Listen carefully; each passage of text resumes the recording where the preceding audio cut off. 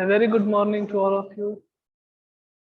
In previous class, we will discuss about the ionization energy and factor affecting ionization energy. Na? We will discuss about the factor affecting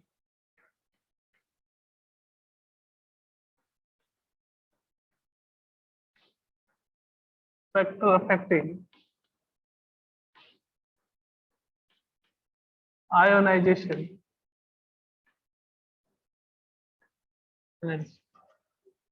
ना? तो कौन कौन से factor अपन ने discuss कर लिए थे? सबसे पहला फैक्टर अपने पास आया था और that is atomic size. Second कौन सा था? Screening effect. Third one is Z effective, effective nuclear charge. And fourth one is electronic configuration, in which I said that कि आपके पास क्या है कि अगर कोई फुलफिल्ड इलेक्ट्रॉनिक कॉन्फ़िगरेशन हो वो सबसे ज्यादा स्टेबल होगा, उसके बाद हाफ फिल्ड, उसके बाद कोई अदर कॉन्फ़िगरेशन है ना. फॉर एग्जांपल अपन ने देखा भी था कि लाइक अपने पास नाइट्रोजन और ऑक्सीजन आ गए और आपको ये पूछा कि that which one have large ionisation energy या high amount of ionization energy, then आपका आंसर क्या होता? अगर आपको ये फैक्टर पता नहीं होता that is oxygen, because the size of oxygen is less than the size of nitrogen.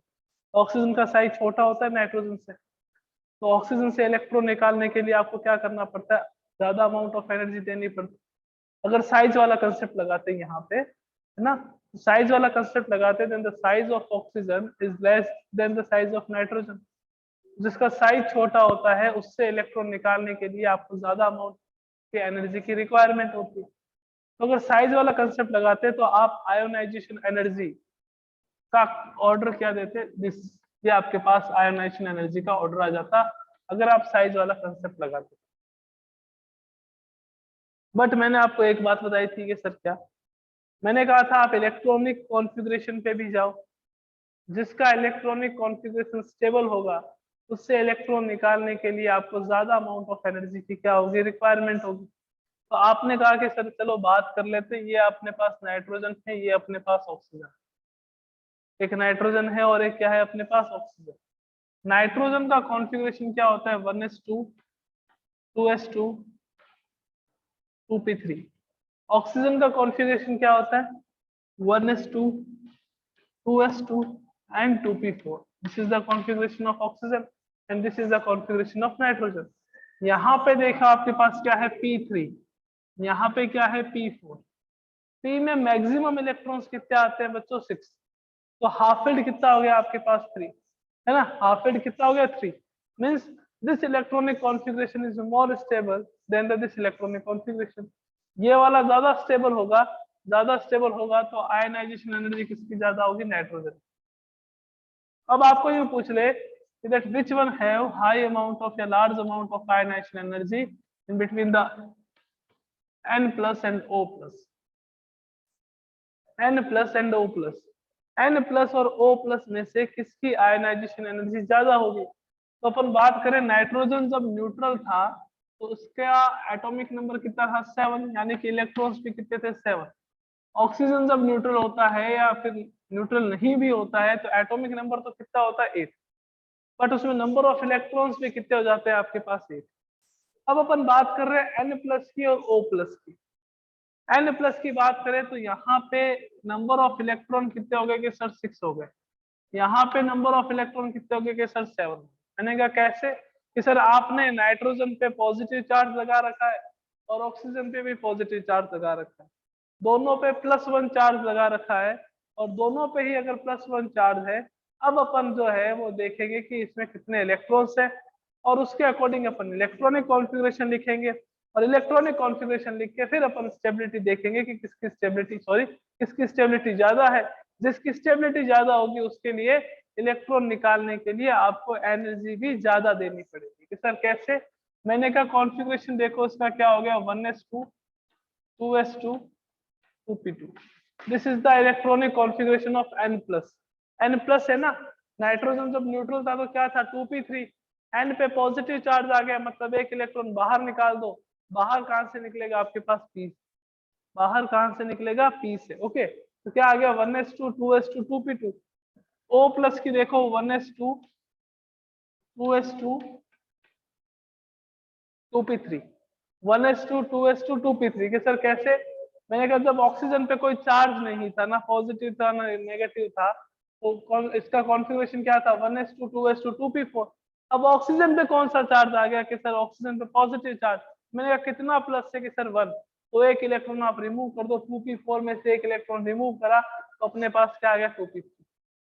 तो ये क्या है? 1s2 2s2 2p2। ये क्या है? 1s2 2s2 2p3। अब ये वाला जो कॉन्फ़िगरेशन है वो कौन सा है?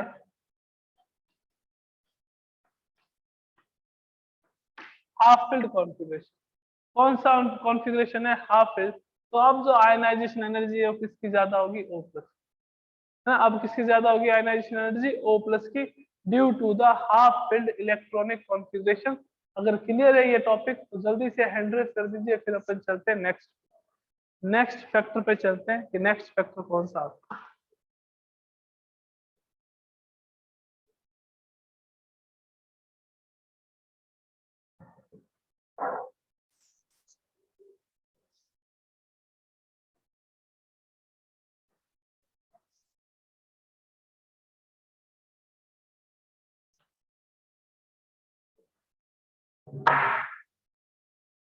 नेक्स्ट फैक्टर देखिएगा, पेनिट्रेशन इफेक्ट।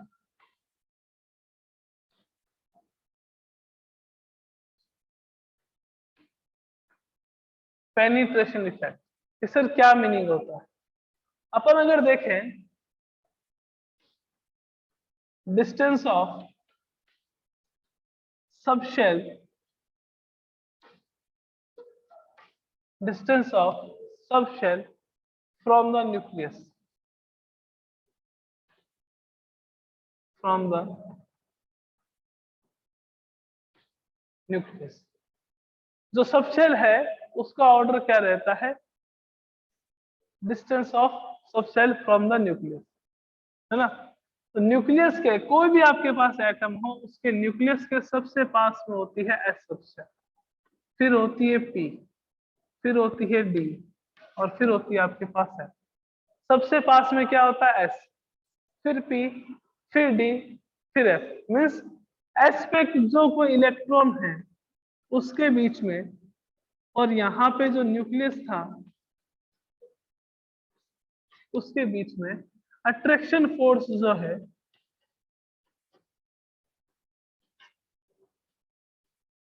वो क्या होगा? ज्यादा। अट्रैक्शन फोर्स क्या होगा? ज्यादा। अट्रैक्शन फोर्स अगर ज्यादा है तो इलेक्ट्रॉन निकालने के लिए जिस एनर्जी की रिक्वायरमेंट होती है, जिसको अपन आयोनाइजेशन एनर्जी कहते हैं, उसकी वैल्यू भी क्या होगी? ज्यादा। तो अगर कोई इलेक्ट्रॉन एस में है ना, तो उसकी न्यूक्लियस से डिस्टेंस क्या होती है? कम। न्यूक्लियस से अगर डिस्टेंस कम होती है तो न्यूक्लियस और उस इलेक्ट्रॉन के बीच में कौन सा फोर्स सप्लाई होता है? अट्रैक्शन। कौन सा फोर्स सप्लाई होता है? Attraction force. Due to the presence of this attraction force electron can not be easily removed from S subshell. electron cannot be easily removed from s subshell, so for the removal of electron we have to give some extra amount of energy to the electron of s subshell। कुछ extra amount of energy देनी पड़ेगी। Means S subshell के लिए energy की value क्या हो जाएगी? ज्यादा। कि सर एग्जांपल से समझाओ, ज्यादा अच्छे से समझ आता है। फॉर एग्जांपल अपने पास क्या आ गया? एक तो आ गया बेरिलियम और एक आ गया बोरॉन। एक आ गया अपने पास बेरिलियम और एक अपने पास क्या आ गया? बोरॉन। और अपन ने एक कंसेप्ट यानी कि एक फैक्टर देख रखा है that ionization energy is inversely proportional to the atomic size। Ionization energy is inversely proportional to the atomic size। Okay, वहां पे क्या कंसेप्ट था? that if atomic size decreases then ionization energy is increases। if atomic size decreases then ionization energy is increases, ये concept था। और beryllium और boron की बात करें, in between the beryllium and boron, boron का साइज क्या है? छोटा। बोरॉन का साइज छोटा है तो आयनाइजेशन एनर्जी इसकी क्या होनी चाहिए? ज्यादा। बट ऐसा नहीं होता। कि सर क्यों नहीं होता? मैंने कहा दोनों का कॉन्फ़िगरेशन लिखो। 1s2 2s2 ये बेरिलियम का, 1s2 2s2 2p1 ये आपके पास किसका? बोरॉन। अब यहाँ देखो लास्ट इलेक्ट्रॉन कहाँ जा रहा है बच्चों? एस में। लास्ट इलेक्ट्रॉन कहाँ जा रहा है? एस में। यहाँ पे लास्ट इलेक्ट्रॉन कहाँ जा रहा है, पी पे। किस पर अट्रैक्शन फोर्स न्यूक्लियस का ज्यादा होगा कि सर आपने जो ऑर्डर बताया उसके अकॉर्डिंग एस वाले पर अट्रैक्शन फोर्स न्यूक्लियस का ज्यादा होगा। तो एस वाले पे अगर अट्रैक्शन फोर्स ज्यादा होगा तो वहां से इलेक्ट्रॉन के रिमूवल के लिए ज्यादा अमाउंट ऑफ एनर्जी की रिक्वायरमेंट होगी। मतलब आयोनाइजेशन एनर्जी किसकी ज्यादा होगी, बेरिलियम की, और फिर किसकी होगी, बोरोन। आयोनाइजेशन एनर्जी ज्यादा किसकी होगी आपके पास, बेरिलियम की, और फिर किसकी होगी, बोरोन की, due to the penetration effect. Due to the penetration effect, in penetration effect we studied that कि जो एस सब शेल है वो न्यूक्लियस के सबसे पास में प्रेजेंट है, तो अगर आप इलेक्ट्रॉन वहां से निकाल रहे हो तो आपको कुछ एक्स्ट्रा अमाउंट ऑफ एनर्जी की रिक्वायरमेंट रहेगी। ओके, बेरिलियम की ज्यादा होगी फर्स्ट आयनाइजेशन एनर्जी, और बोरोन की क्या होगी, कम। फिर सर अब अगर अपन बात करें बेरिलियम प्लस और बोरोन प्लस, बेरिलियम प्लस और बोरोन प्लस की तो एनर्जी किसकी ज्यादा होगी। मैंने कहा पहले बेरिलियम के पास कितने इलेक्ट्रॉन्स थे आपके पास, यहाँ पे जो बेरिलियम है उसके पास 4 इलेक्ट्रॉन, और बोरोन के पास कितने थे, 5। बेरिलियम के पास 4 और बोरोन के पास कितने थे, 5। अब बेरिलियम के पास कितने इलेक्ट्रॉन हो गए कि सर बेरिलियम के पास अब 3 इलेक्ट्रॉन, बेरिलियम के पास कितने हो गए, 3 इलेक्ट्रॉन्स। बोरोन के पास कितने इलेक्ट्रॉन्स हो गए, 4। अब कॉन्फ़िगरेशन लिखो 1s2 2s1 1s2 2s2, है ना, ये 2s1 है। s में मैक्सिमम नंबर ऑफ इलेक्ट्रॉन्स कितने होते हैं, 2। यहाँ पे कितने इलेक्ट्रॉन है आपके पास, 1, तो ये क्या होगा, हाफ फिल्ड। s में मैक्सिमम इलेक्ट्रॉन्स कितने होते हैं, 2, यहाँ पे भी कितने हैं, 2, तो यहाँ ये क्या रहेगा, फुल फिल्ड। और अपने को पता है कि फुल फिल्ड इलेक्ट्रॉनिक कॉन्फ़िगरेशन जो है वो ज्यादा स्टेबल होता है एनी अदर इलेक्ट्रॉनिक कॉन्फ़िगरेशन से। तो जो ज्यादा स्टेबल होगा वहां से वहां से इलेक्ट्रॉन के रिमूवल के लिए ज्यादा अमाउंट ऑफ एनर्जी की क्या होगी, रिक्वायरमेंट होगी। तो इसमें अगर देखते हैं तो ऑर्डर ये आ जाता है। तो for the first ionization energy the order आपके पास क्या रहेगा कि बेरिलियम की ज्यादा होती है, बोरोन की कम होती है। Okay, and for second ionization energy B plus की ज्यादा होती है, बी प्लस की क्या होती है, कम होती है। यानी कि बोरोन जो आयन है उसकी आयनाइजेशन एनर्जी ज्यादा होगी बेरिलियम आयन से, ठीक है ना। ये आपके पास क्या रीजन है, half filled and full field electronic configuration. ये कौन सा रीजन है आपके पास, पेनिट्रेशन इफेक्ट। ये किसके कारण से, पेनिट्रेशन इफेक्ट के कारण से, ये हाफ फिल्ड और फुल फिल्ड इलेक्ट्रॉनिक कॉन्फ़िगरेशन के कारण। ओके,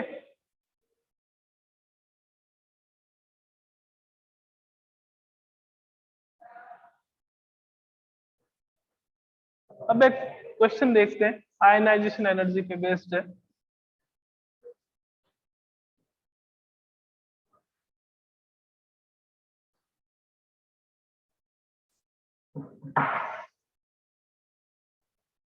आपके पास 4 एलिमेंट है, नाइट्रोजन, फॉस्फोरस, सल्फर और ऑक्सीजन। ये आपके पास 4 एलिमेंट। आपको correct order of ionization energy बताना है। Correct order of I will be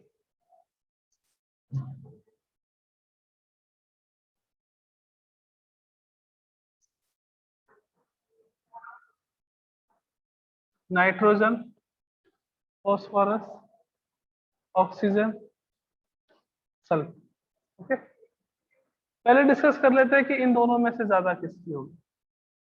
in दोनों में से इसका हाफ फिल्ड कॉन्फ़िगरेशन, इसका हाफ फिल्ड नहीं है, तो नाइट्रोजन और ऑक्सीजन में से किसकी ज्यादा होगी, नाइट्रोजन। ये कौन सा देखा है अपन ने, कॉन्फ़िगरेशन वाला कंसेप्ट देखा है। तो according to electronic configuration the ionization energy of nitrogen is greater than the ionization energy of oxygen. Phosphorus और सल्फर में देख लेते हैं किसकी ज्यादा होगी, फॉस्फोरस। सेम रीजन रहे, है ना। नाइट्रोजन और फॉस्फोरस में देख लेते हैं किसकी ज्यादा होगी, नाइट्रोजन। सर ऐसा क्यों, बिकॉज ऑफ एटॉमिक साइज। कि अगर आप इलेक्ट्रॉनिक कॉन्फ़िगरेशन सेम चल रहा है ना, नाइट्रोजन का कॉन्फ़िगरेशन चल रहा है 2s2 2p3, फॉस्फोरस का चल रहा है 3s2 3p3, है ना। तो कॉन्फ़िगरेशन दोनों का क्या हो गया आपके पास सेम। अब जब कॉन्फ़िगरेशन इलेक्ट्रॉनिक कॉन्फ़िगरेशन सेम हो जाता है तो अपन डिस्कस करेंगे एटॉमिक साइज। तो नाइट्रोजन और फास्फोरस में से एटॉमिक साइज किसका छोटा है कि सर नाइट्रोजन। नाइट्रोजन का छोटा है तो आयनाइजेशन एनर्जी किसकी ज्यादा होगी, नाइट्रोजन। ओके, सल्फर और ऑक्सीजन की बात करें तो सल्फर और ऑक्सीजन में आपके पास क्या रहेगा, ऑक्सीजन। कि सर ऐसा क्यों, बिकॉज ऑक्सीजन का साइज छोटा है और मैंने अभी आपको बताया था कि that ionization energy is inversely proportional to the atomic size. कि आयनाइजेशन एनर्जी की वैल्यू अगर इंक्रीज होगी तो एटॉमिक साइज डिक्रीज होगा, या यूं कह सकते हैं एटॉमिक साइज की वैल्यू अगर डिक्रीज होगी तो आयनाइजेशन एनर्जी इंक्रीज होगी। तो सल्फर और ऑक्सीजन में किसकी ज्यादा होगी, ऑक्सीजन। अब बात करते हैं फॉस्फोरस और सल्फर। फॉस्फोरस और सल्फर, तो जो अपन ये कंसेप्ट लगा रहे हैं ना इलेक्ट्रॉनिक कॉन्फ़िगरेशन वाला, स्टेबिलिटी के वाला, वो तब लगाएंगे जब वो एक ही शेल से बिलोंग करते हैं। जैसे ये सेकंड शेल से, ये सेकंड शेल, ये थर्ड शेल से, ये थर्ड शेल से। बट इन दोनों के केस में देखें तो अपन एटॉमिक साइज वाला कंसेप्ट लगाएंगे। कौन सा कंसेप्ट लगाएंगे, एटॉमिक साइज वाला। That atomic size of oxygen is smaller than the atomic size of phosphorus. तो करेक्ट ऑर्डर अपने पास क्या आएगा कि सबसे ज्यादा आपके पास नाइट्रोजन की, फिर अपने पास ऑक्सीजन की, फिर फॉस्फोरस की, और फिर सल्फर। नाइट्रोजन के बाद आपके पास ऑक्सीजन, ऑक्सीजन के बाद आपके पास कौन आएगा, फॉस्फोरस, और फॉस्फोरस के बाद कौन आएगा, सल्फर। ये करेक्ट ऑर्डर होगा किसकी, आयनाइजेशन एनर्जी। ओके, एक और करवाएं आपको अच्छा सा क्वेश्चन, आई होप कि आप आंसर दोगे उसका भी।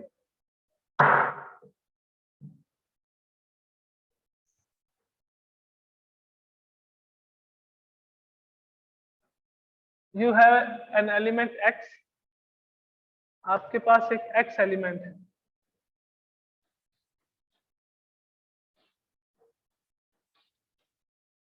कौन सा एलिमेंट है, एक्स। ओके, उसके फर्स्ट आयनाइजेशन एनर्जी की वैल्यू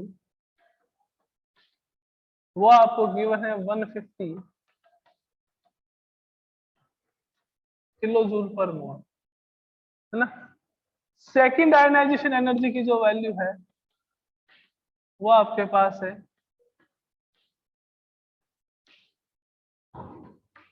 350 किलो जूल पर मोल। ओके, थर्ड आयनाइजेशन एनर्जी जो है उसकी वैल्यू है 600 किलो जूल पर मोल। और जो आपके पास IE4 है, IE4 है, उसकी वैल्यू आपके पास है 2000 किलो जूल पर मोल। आपको क्या बताना है, element x will be,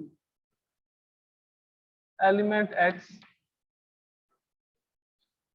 will be, element x क्या होगा। ऑप्शन दे देता हूं मैं आपको। ए ऑप्शन है आपके पास सोडियम, बी ऑप्शन है आपके पास मैग्नीशियम, सी ऑप्शन है आपके पास एल्यूमिनियम, और डी ऑप्शन है आपके पास सिलिकॉन। ये आपके पास option, sodium, magnesium, silicon. Aluminium, silicon, ये चार आपके पास ऑप्शन है। जल्दी से अपना आंसर दीजिए। Silicon sir, silicon.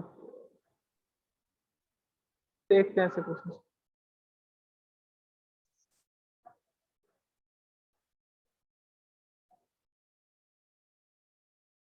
देखिएगा, मैंने आपको क्या कहा कि फर्स्ट, सेकंड, थर्ड और फोर्थ चार आयोनाइजेशन एनर्जी गिवन है ना। और आपको पूछा कि एलिमेंट एक्स क्या होगा। एलिमेंट एक्स सोडियम है, मैग्नीशियम है, एल्यूमिनियम है या सिलिकॉन। सबका कॉन्फ़िगरेशन लिखो जैसा आपको आता है। 281, 282, 283, 284। ओके, सोडियम कब हो सकता था, देखो स्टेबल इलेक्ट्रॉनिक कॉन्फ़िगरेशन हो तो आपको इलेक्ट्रॉन निकालने के लिए हाई अमाउंट ऑफ एनर्जी की रिक्वायरमेंट होगी, ये आपको पता है ना। हाई अमाउंट ऑफ एनर्जी की रिक्वायरमेंट होगी अगर स्टेबल इलेक्ट्रॉनिक कॉन्फ़िगरेशन। मैं अगर सोडियम का एक इलेक्ट्रॉन निकाल दूं तो after the losing one electron तो सोडियम का कॉन्फ़िगरेशन कौन सा हो जाएगा, स्टेबल। स्टेबल कॉन्फ़िगरेशन हो जाएगा ना सोडियम का। 28 हो गया, आपको पहले क्या था 281, अब 28। अब अगर मैं यहाँ से इलेक्ट्रॉन निकालूंगा तो मेरे को हाई अमाउंट ऑफ एनर्जी की रिक्वायरमेंट होगी। यानी कि अगर मेरे पास एनर्जी यूं होती कि first ionization energy 150 kilo joule and second ionization energy is 1500 kilo joule, then the answer will be sodium. तो उस समय आंसर क्या होता, अपना सोडियम हो जाता। उसका क्या रीजन है कि एक इलेक्ट्रॉन के रिमूवल के बाद सोडियम का जो कॉन्फ़िगरेशन है वो स्टेबल हो गया, और स्टेबल कॉन्फ़िगरेशन में से इलेक्ट्रॉन को बाहर निकालने के लिए हाई अमाउंट ऑफ एनर्जी की रिक्वायरमेंट होती है। अब यहाँ पे हाई अमाउंट ऑफ एनर्जी तो दे नहीं रखा ना, 150 से सीधा 350 है ना, 200 किलो जूल थोड़ी होगा, इतना कम वेरिएशन थोड़ी आएगा अगर आपके पास स्टेबल कॉन्फ़िगरेशन हो जाएगा तो। यहाँ देखो 282, यानी कि 2 इलेक्ट्रॉन निकालोगे वो तो इजीली निकल जाएंगे। थर्ड इलेक्ट्रॉन को निकालने के लिए आयोनाइजेशन एनर्जी या एनर्जी की वैल्यू ज्यादा होनी चाहिए, बट यहाँ देखो फर्स्ट निकला सेकंड निकला, सेकंड और थर्ड में डिफरेंस इतना नहीं है कि वो स्टेबल वाला अपने को बात मिले ना। थर्ड सेकंड आयनाइजेशन एनर्जी कितनी है 350, थर्ड कितनी है 600 किलो जूल, 350 और यहाँ पे 600 किलो जूल है, तो ज्यादा वेरिएशन नहीं आ रहा है आयनाइजेशन एनर्जी में, तो मैग्नीशियम भी अपना आंसर नहीं है। अब आपका आंसर लेते हैं पहले सिलिकन। सिलिकन क्या है 284। आपने देखा ये कि यहाँ पे सर ने 4 आयनाइजेशन एनर्जी की वैल्यू दे रखी है, सिलिकन में 4 इलेक्ट्रॉन है वैलेंस शेल में, तो आंसर क्या होगा सिलिकन। ये आप सबका कंसेप्ट है, बट यहाँ आप क्या होगा गलत। कैसे सर? मैंने कहा सिलिकन जब 4 इलेक्ट्रॉन बाहर निकालेगा, सिलिकन जब 4 इलेक्ट्रॉन बाहर निकालेगा उसके बाद उसका जो कॉन्फ़िगरेशन आएगा वो इनर्ट गैस कॉन्फ़िगरेशन होगा, और उस समय इलेक्ट्रॉन निकालने के लिए आपको ज्यादा अमाउंट ऑफ एनर्जी की रिक्वायरमेंट होगी। बट कब? 4 निकालने के बाद। यहाँ पे जो वेरिएशन आ रहा है वो 3 निकालने के बाद आ रहा है। फर्स्ट निकाला, सेकंड निकाला, थर्ड निकाला, फोर्थ इलेक्ट्रॉन और थर्ड इलेक्ट्रॉन को निकालने के लिए जो एनर्जी की रिक्वायरमेंट है उसमें वेरिएशन क्या हो गया आपके पास ज्यादा हो। यहाँ पे 600 किलो जूल की थी, यहाँ पे 2000 किलो जूल पर मोल की रिक्वायरमेंट थी। यानी कि after the removal of 3 electron element get the inert gas configuration. ये एल्यूमिनियम है, 283 इसका कॉन्फ़िगरेशन है। आप 3 इलेक्ट्रॉन को रिमूव करोगे तो कॉन्फ़िगरेशन कौन सा होगा? स्टेबल। तो स्टेबल वाले से इलेक्ट्रॉन को निकालने के लिए आपको एनर्जी ज्यादा चाहिए, यानी कि वेरिएशन ज्यादा आएगा। तो अपना आंसर क्या होगा यहाँ पे? एल्यूमिनियम। आंसर अपने पास क्या हो जाएगा यहाँ पे? एल्यूमिनियम हो जाएगा। ओके,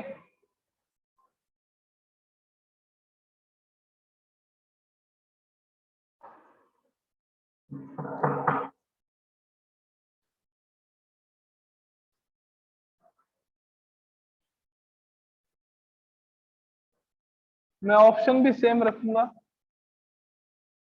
है ना, खाली एनर्जी की वैल्यू चेंज कर रहा हूँ।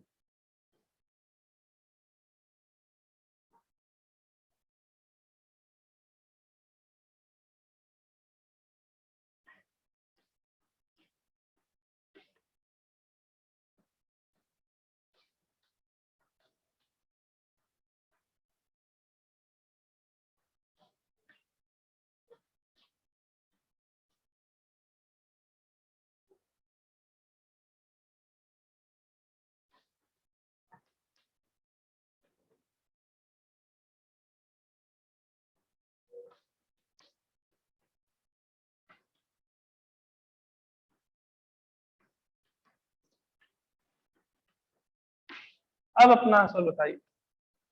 200 सर 350 सिलिकन। सिलिकन। सिलिकन। और कोई बच्चा जल्दी से आंसर।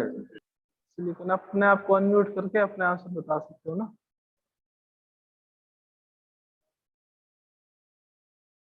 अब अपने पास, हाँ प्रीति बताओ, जल्दी बता दो आंसर, चलते हैं अपन नेक्स्ट टॉपिक पे। Sir silicon. सिलिकन। अब अपना आंसर क्या हो जाएगा यहाँ पे? सिलिकन, बिकॉज 4 इलेक्ट्रॉन निकालने के बाद आपके पास डिफरेंस ज्यादा आ रहा है आयनाइजेशन एनर्जी का, यानी कि एलिमेंट जो है वो आफ्टर रिमूवल 4 इलेक्ट्रॉन वो इनर्ट गैस कॉन्फ़िगरेशन अटेन कर रहा है।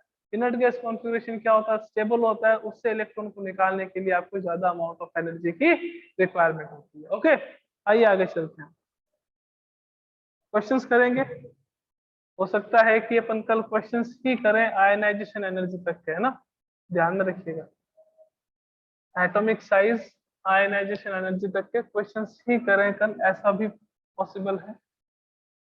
नेक्स्ट देखिएगा पीरियोडिक ट्रेंड।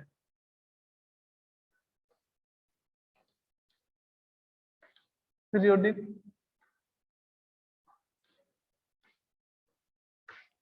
ट्रेंड, है ना। पीरियोडिक ट्रेंड की बात करें तो जो एक्सेप्शन है वो आपके पास पीरियड में जाने पर ही है ना। इन पीरियड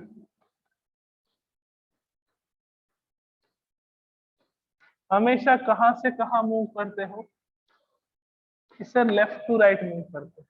पीरियड में हमेशा लेफ्ट टू राइट मूव करें, है ना। लिथियम है, बेरिलियम है, बोरोन है, कार्बन है, नाइट्रोजन, ऑक्सीजन है, फ्लोरीन। अब अगर आप एटॉमिक साइज वाला कंसेप्ट लगाते तो आप ऐसे करते थे, क्लोरीन की सबसे ज्यादा, फिर ऑक्सीजन की, फिर नाइट्रोजन की, फिर कार्बन की, फिर बोरोन की, फिर बेरिलियम की, फिर लिथियम। बट ये क्या हो जाता है अपने पास? रॉन्ग स्टेट, गलत हो जाता है, क्योंकि यहाँ पे एक्सेप्शन भी आते हैं, और जो एक्सेप्शन केस है उसको अपन ने अच्छे से समझा भी है कि वो एक्सेप्शन क्यों है। इन दोनों में से ज्यादा किसकी होगी? फ्लोरीन। ऑक्सीजन और फ्लोरीन में से अगर आपको पूछे कि किसकी आयनाइजेशन एनर्जी ज्यादा होगी, तो वो तो होगी फ्लोरीन की, बिकॉज फ्लोरीन का साइज ऑक्सीजन से क्या रहता है? कम रहता है। अब इन दोनों में से पूछे किसकी ज्यादा होगी, तो वो nitrogen, due to the half filled electronic configuration. Half filled electronic configuration, clear है। नाइट्रोजन का कॉन्फ़िगरेशन हाफ फिल्ड होता है, जो कि स्टेबल है, और तो उससे इलेक्ट्रॉन निकालने के लिए आपको ज्यादा एनर्जी की क्या होगी? रिक्वायरमेंट होगी। कार्बन और नाइट्रोजन में किसकी ज्यादा होगी? कार्बन की। यहाँ पे कौन सा कंसेप्ट लगेगा? साइज वाला। साइज जो है वो नाइट्रोजन का छोटा होता है, कार्बन का साइज बड़ा होता है। तो साइज छोटा है तो इलेक्ट्रॉन को निकालने के लिए आपको ज्यादा अमाउंट ऑफ एनर्जी की क्या होगी? रिक्वायरमेंट होगी। कार्बन और बोरोन में किसकी ज्यादा होगी? कार्बन की। बोरोन और बेरिलियम में किसकी ज्यादा होगी? बेरिलियम की। क्यों ज्यादा होगी? बिकॉज बेरिलियम का जो कॉन्फ़िगरेशन है वो 2s2 है, इसका जो कॉन्फ़िगरेशन है वो आपके पास 2p1, इसका 2s2 है, इसका आपके पास क्या है? 2p1। 2s2 है और उसका 2p1 है, तो इसका जो पेनिट्रेशन इफेक्ट है वो ज्यादा होगा, यानी कि एस सबशेल जो है वो न्यूक्लियस के पास में प्रेजेंट होती है, उन दोनों के बीच में अट्रैक्शन ज्यादा होगा। अट्रैक्शन ज्यादा होगा तो इलेक्ट्रॉन निकालने के लिए आपको ज्यादा अमाउंट ऑफ एनर्जी की रिक्वायरमेंट होगी। और लिथियम और बेरिलियम में किसकी ज्यादा होगी? बेरिलियम की, बिकॉज बेरिलियम जो है उसका साइज क्या होता है? छोटा। तो तीनों कंसेप्ट लगाए, एटॉमिक साइज का, ऑक्सीडेशन स्टेट का, सॉरी, एटॉमिक साइज का, इलेक्ट्रॉनिक कॉन्फ़िगरेशन का, और उसके साथ साथ अपन ने लगाया है पेनिट्रेशन इफेक्ट का। एटॉमिक साइज अगर छोटा होगा तो आयनाइजेशन एनर्जी ज्यादा होगी, जिससे ऑक्सीजन और फ्लोरीन में हो रहा है ना। हाफ फिल्ड कॉन्फ़िगरेशन या फुल फिल्ड आ रहा है तो उसको स्टेबिलिटी ज्यादा होगी, जैसे नाइट्रोजन वाले केस में हुआ है। अगर आपके पास इलेक्ट्रॉन एक ही शेल के, सेकंड शेल, ये भी ध्यान में रखना, एक ही शेल के डिफरेंट सब शेल में हो तो पेनिट्रेशन इफेक्ट लगाएंगे। एक ही शेल के डिफरेंट सब शेल में हो तो कौन सा इफेक्ट लगाएंगे अपन? Penetration effect. और अगर एक ही सब शेल में नंबर ऑफ इलेक्ट्रॉन अलग अलग हो, जैसे 2p और 2p, यहाँ 2p3, यहाँ 2p4, तो ये वाला इफेक्ट लगेगा। अगर आपके पास आ रहा है शेल सेम है, सेकंड शेल, बट यहाँ पे एस सब शेल है, यहाँ पे p सब शेल है, तो एस सब शेल के जो इलेक्ट्रॉन है वो न्यूक्लियस के पास में प्रेजेंट होते हैं, अट्रैक्शन ज्यादा होगा, एनर्जी ज्यादा रिक्वायर्ड होगी। ओके, तो नेक्स्ट क्लास में अपन डिस्कस करेंगे इसके ग्रुप में जो पीरियड है, सॉरी क्या बोले जा रहा हूँ, ग्रुप में जो आपके पास जो पीरियोडिक ट्रेंड है उसके बारे में, और उसके साथ अपन डिस्कस करेंगे एप्लीकेशन ऑफ आयोनाइजेशन एनर्जी।